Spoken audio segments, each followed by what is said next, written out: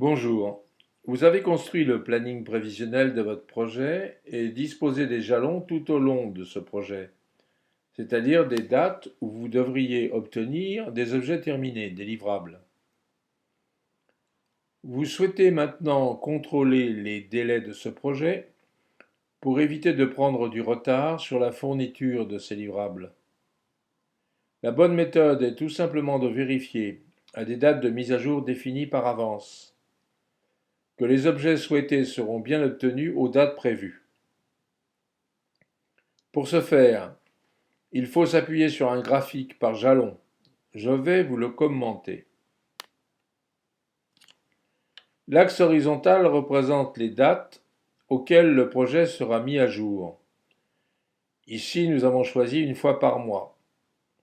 La fréquence de mise à jour pour le contrôle est évidemment fonction de la durée prévue pour atteindre le jalon final de fourniture du livrable. L'axe vertical permet quant à lui de positionner l'évolution de la date de franchissement du jalon final F indice N au fur et à mesure du mois n de mise à jour. Ainsi, à T0, la date de franchissement du jalon final F indice 0 est estimée à 9 mois. C'est le point A sur le graphique.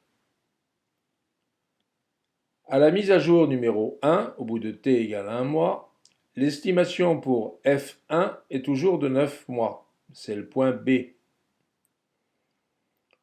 À la mise à jour numéro 2, au bout de T égale 2 mois, l'estimation pour F2 est passée à 9 mois et demi, c'est le point C.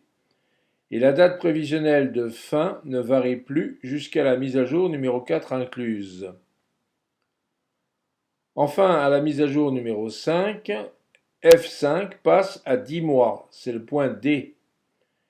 C'est une date de fin optimiste. En effet, faisons l'analyse de ce qui s'est produit et de ce qui risque de se produire à l'avenir. En 5 mois, le jalon de fin prévisionnel a donc pris un mois de retard. La pente de la dérive observée au 5e mois est donc de 20%. Un mois pour 5 mois. Or, en management de projet, il existe aussi une règle proche de la loi de Murphy, dite loi de l'enquiquinement maximum, pour être poli, qui dit que tout retard prévisionnel pour le franchissement d'un jalon final enregistré à une date donnée ne fera que se confirmer ou s'accroître jusqu'au franchissement final de ce jalon, si aucune action réductrice du délai restant n'est menée entre-temps. C'est-à-dire qu'il y a de fortes chances que la dérive R5 d'un mois, observée en t égale 5, se poursuive au moins selon la droite en pointillé, et qu'au bout du 10e mois, le retard soit du double, soit de 2 mois, et donc que le jalon de fin soit finalement franchi au 11e mois. L'intérêt de ce graphique est qu'il permet d'anticiper et de vérifier si le jalon sort ou non de sa marche totale et surtout quand. Ici, c'est le cas puisque l'on va traverser le passage clouté défini par la marche totale dès 7 mois et demi, c'est le point rouge.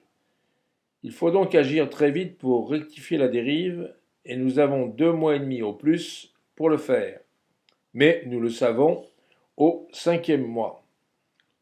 Encore une fois, le management de projet consiste à anticiper et non pas seulement à constater. Ce graphique peut être obtenu facilement en utilisant conjointement Microsoft Project et Excel.